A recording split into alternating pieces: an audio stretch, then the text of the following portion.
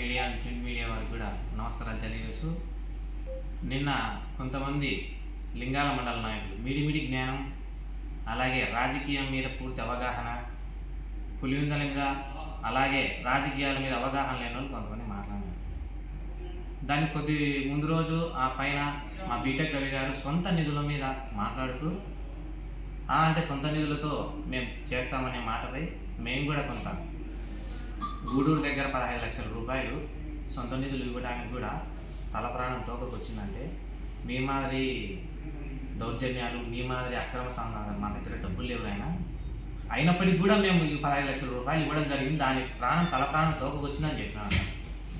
దాన్ని మీరు వక్రీకరించి ఏదో అన్నదమ్ముల మధ్య వీళ్ళకు రావాల్సిన వాటాలు ఇవ్వకుండా ఈయన ఏదో కాజేసినట్టుగా ఈయననే ఏదో మధ్య గ్యాప్ వచ్చినట్టు వాళ్ళ అన్నదమ్ముల మధ్య అని మాట్లాడినారు. మీ మిడిమిడి జ్ఞానానికి నేను ముందు తెలియజేసేది ఏంటంటే బీటెక్ రవి గారు మారెడ్డి రవీంద్రనాథ్ రెడ్డి గారి కుటుంబంలో శ్రీరామచంద్రుడు అంటే ఎవరంటే బీటెక్ రవి గారు. ఆనాడు రామునికి లక్ష్మణుడు ఒకడే ఉన్నాడు, యువతి ఇద్దరు ఉన్నారు. అది గుర్తుపెట్టుకోండి. ఏ రోజైనా సరే మీరు చెప్పినా సరే లేకపోతే మమ్మల్ని చెప్పమన్నా సరే ఒకే వేదికపై మారెడ్డి కుటుంబ వృక్షాన్నంతా ఒక వేదికపై తీసుకొచ్చి ఏ సంఘటన మీదైనా ఏ రాజకీయం మీదైనా ఏ అభివృద్ధి మీదైనా మాట్లాడేటువంటి పరిస్థితులు వాళ్ళు ఉన్నారు. ఈరోజు నేను అడుగుతున్నా ఈ వేదిక నుంచి నిన్న మాట్లాడిన వాళ్ళైనా కావచ్చు, అంతకుముందు పెద్ద లీడర్లు కావచ్చు, లేకపోతే వైఎస్ కుటుంబీకులకు కూడా నేను ఒక ప్రశ్నిస్తాను. మీరు జగన్మోహన్ రెడ్డి గారు కావచ్చు, షర్మిల గారు కావచ్చు, విజయమ్మ కావచ్చు, లేకపోతే అవినాష్ రెడ్డి వాళ్ళ ఇంకా మిగతా వాళ్ళ కుటుంబ సభ్యులంతా ఒక వేదిక మీదకి వచ్చి ఏ కార్యక్రమంలో అయినా మీరు వచ్చి మాట్లాడుతున్నారు అంటే మీరు ఎప్పుడు చర్చలకు అలాగే వైఎస్ రాజశేఖర రెడ్డి గారి యొక్క వర్ధంతులకు జయంతులకు రాజారెడ్డి గారు మీ కుటుంబం సంబంధించిన ఒకే చోట ఏ రోజైనా కనపడినారా? మీరు సిగ్గు ఉండాల. వైఎస్ కుటుంబ సభ్యులకు జగన్మోహన్ రెడ్డికి సిగ్గు ఉండాల.